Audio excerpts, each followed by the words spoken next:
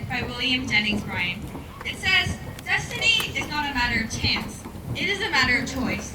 It is not a thing to be waited for. It is a thing to be achieved." Today, I'm going to be explaining exactly what this quote means and why it's worth remembering as we move forward in our lives to high school. But before we get to that, let's reminisce about our middle school journey. I still remember my first day as a sixth grader, walking through those tailgates.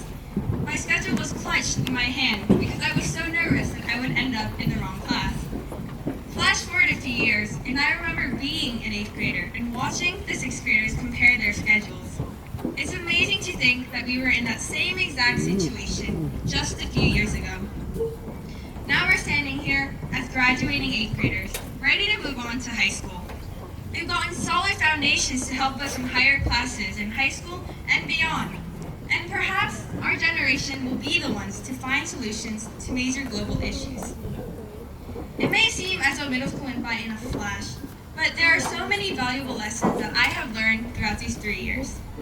For example, in my science class this year, we learned about a fixed and growth mindset.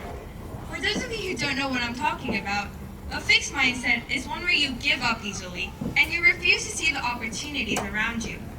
On the other hand, a growth mindset is one where you never give up and you have 26 different plans for the 26 different letters of the alphabet. As we talked about these two different mindsets, I realized just how important it is to have a growth mindset and how much it can affect our learning in school and life in general. For example, I'm a figure skater, and I've always believed that my life's journey would be skate and study. So I set a specific road down for myself, but things went awry and I ended up off the road that I had planned.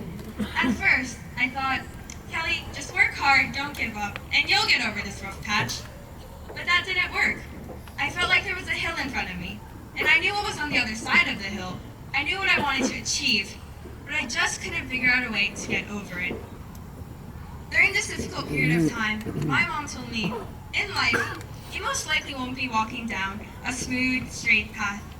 You'll hit an obstacle, so you'll turn right and keep walking, and then you'll hit another obstacle, so you'll turn left and keep walking. But whatever you do, never stop walking.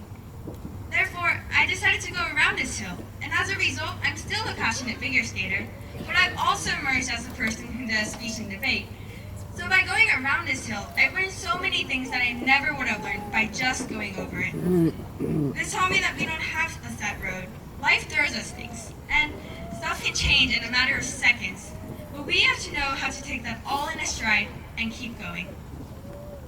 I'm sure that everyone here has dreams, which means that when we think about our futures, we have a goal at the end of that road. The destiny to be a doctor, banker, lawyer, actor, author, teacher, and countless more. Either way, there's a dream, there's a road, the journey of our lives. But some of us get too fixed on what happens on that road, and we get frightened when we veer off track.